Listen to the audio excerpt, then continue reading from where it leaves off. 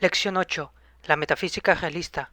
En el realismo, a la pregunta ¿quién existe?, se afirma que el mundo existe, de las cosas que constituyen el mundo, y de nosotros dentro de ese mundo, como una de las tantas cosas. Pero las dificultades de toda suerte que se amontonan ante esta tesis realista obligan a los filósofos que la defienden a multiplicar las advertencias, a poner condiciones, a fijar estructuras varias de ese ser del mundo y de las cosas. Los conceptos que nos conviene a todos precisar en Aristóteles se refieren a la estructura del ser. La estructura del ser se nos va a dividir para la exposición en tres problemas: la estructura del ser en general, la estructura de la substancia, la estructura de la realización. La estructura del ser en general es un problema que ha obsesionado a Aristóteles. En diferentes pasajes de su metafísica acomete ese problema y lo deja luego después. En un lugar, al principio de la lógica, en el libro de las categorías, hace esa acometida, y es quizás la acometida más fuerte que hace Aristóteles del problema del ser. Hay diferentes maneras para predicar el ser. Dichas maneras tienen categorías. Una de ellas es atribuir al sujeto un predicado. A esto se le llama substancia. La substancia es la primera categoría. Es el punto de vista desde el cual nos situamos para decir que algo es. La cantidad, decir que algo es grande o pequeño, mucho o poco. La calidad, si es feo o bonito. La relación, se basa en cuanto algo es mayor o menor que el otro. El lugar, indica que algo está aquí o allá. El tiempo, cuando eso deja de ser. La acción, indica lo que ese ser hace. Y la pasión, indica lo que padece. Está muerto o este árbol está cortado. Por lo tanto, la cantidad total de categorías son 8. La sustancia, la cantidad, la cualidad, la relación, el lugar, el tiempo, la acción y la pasión. Pero en algunos pasajes se aumentan 2 más, aunque desaparecen en otros pasajes. Una es la posición, que es tendido o sentado, y el estado, desarmado o armado. Aristóteles considera que esta estructura del ser es, al mismo tiempo, estructura del pensar, es decir, que ya Aristóteles da a las categorías un sentido a la vez lógico y ontológico. Siendo lógico, predicables o predicamentos, y ontológicos, formas elementales de todo ser. Estas dos concepciones, la ontología y la lógica, se funden en Aristóteles. No advierte claramente que puedan separarse. No considera real, posible, el que se escindan, es decir, escindan quiere decir dividir algo material o inmaterial en dos o más partes. Que se escindan y que la categoría sean consideradas por unos como elementos primarios de la realidad y por otros como elementos primarios del pensamiento. La lista de categorías está sujeta a toda crítica. Una de ellas la hace Kant, diciendo que las categorías no están deducidas por algún principio, sino que están enumeradas al azar. Otro reproche a las categorías es el de considerar como primera categoría la substancia, y la substancia no es un punto de vista sobre el ser, sino que es el ser mismo.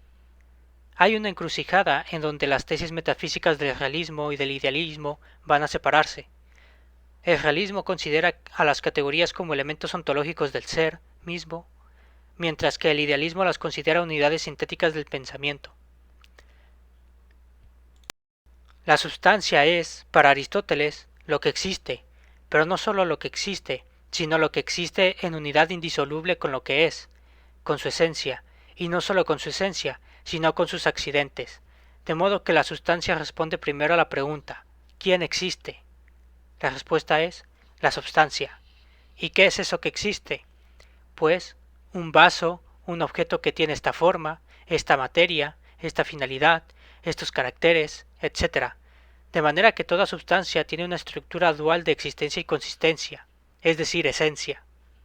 Consistencia es decir, esencia. Y ese ser, en ambos sentidos Aristóteles lo descompone en la pareja de conceptos forma y materia. Pero no crean que la materia es existencia y la forma esencia.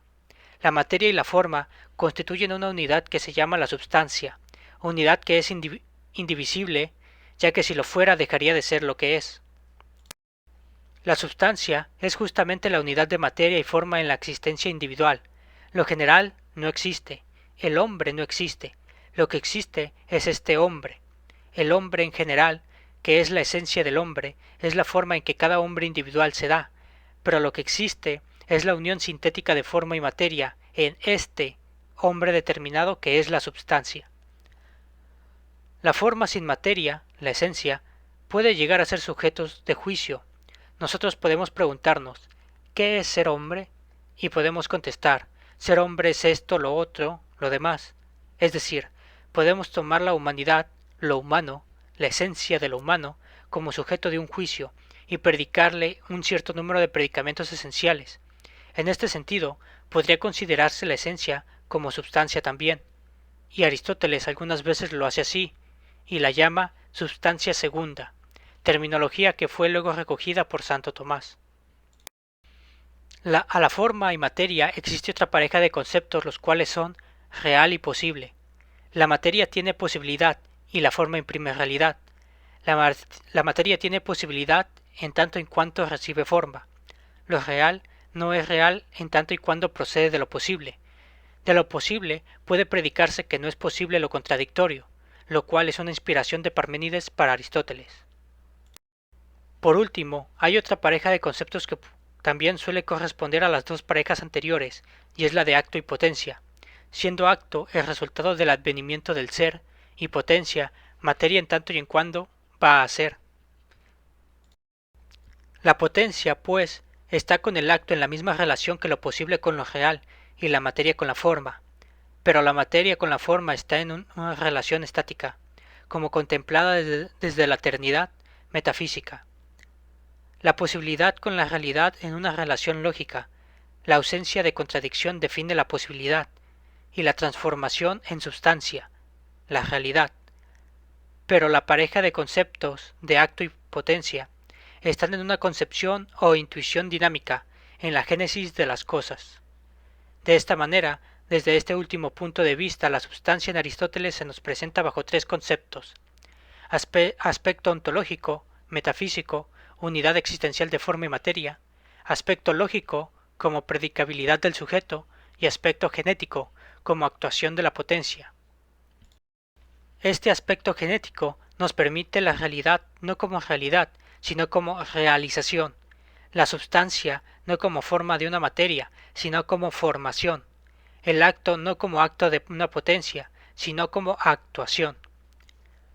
La estructura del ser y la estructura de la substancia culminan en Aristóteles en una teoría de la realización. La estructura de la realización es la teoría de las causas. Aristóteles distingue de cada cosa cuatro causas: material, aquello de que está hecha la cosa; formal, es la idea de la cosa; eficiente, aquella con que está hecha la cosa; y final, propósito que el artífice tiene. La causa material y la causa eficiente son fáciles de discernir, pero la formal y la eficiente no. El mismo Aristóteles a veces no las discierne muy bien.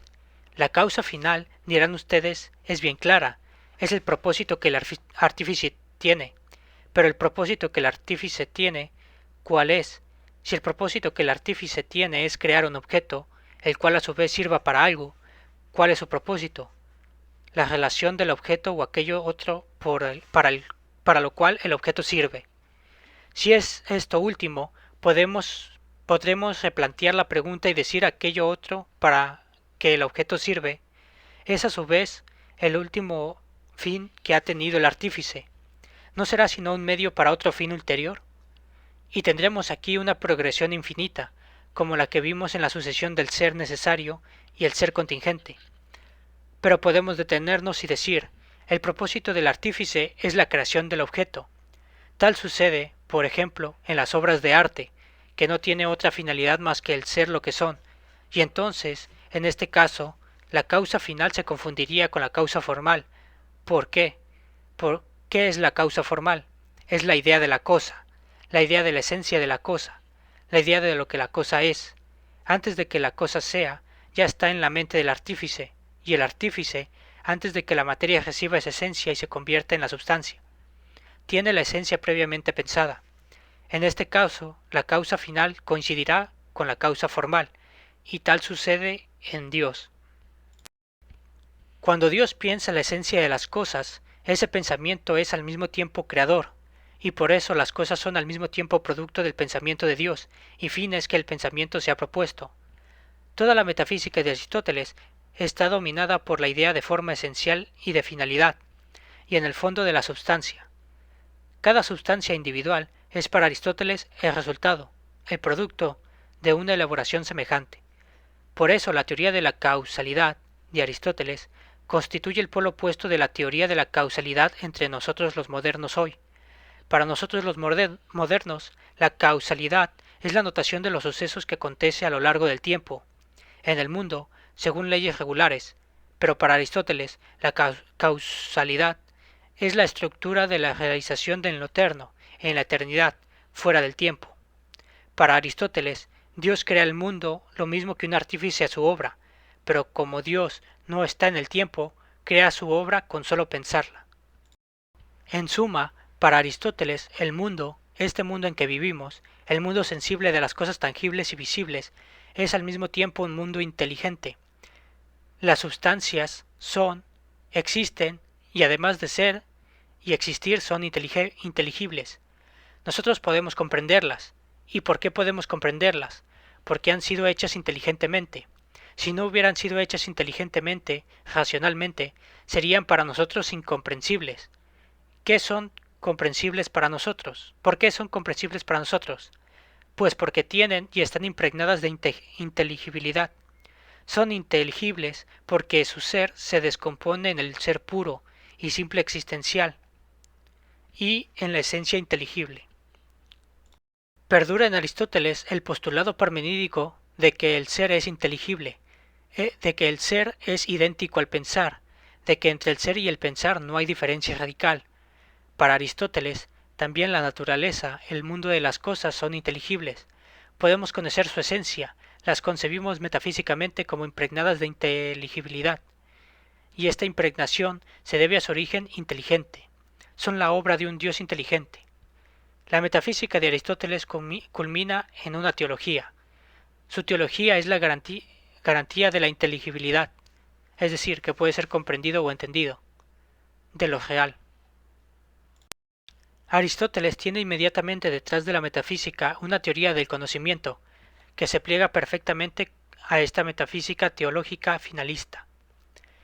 La teoría del conocimiento es que conocer significa formar un concepto, formado por los procesos de abstracción y generalización, que practicados nos dan muchos conceptos. Cuantos más conceptos tengas, más sabes. Pero conocer también significa aplicar dichos conceptos a cada caso individual. Consiste, pues, en subsumir cada sustancia en su concepto correspondiente, primero habiendo formado el concepto y luego aplicándolo. Además, conocer también significa barajar entre sí estos diversos juicios en forma de razonamientos, que nos permitan concluir, llegar a conclusiones acerca de sustancias que no tenemos delante.